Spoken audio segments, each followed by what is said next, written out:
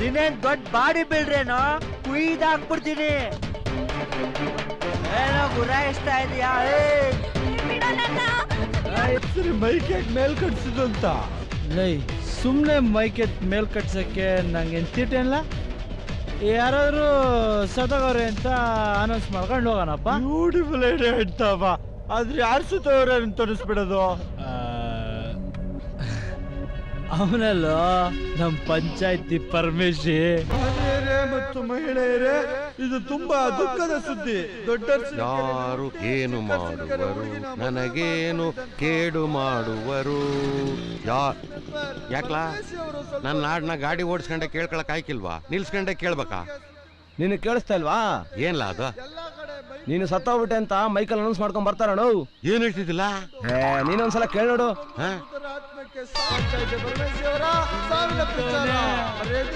Parameshi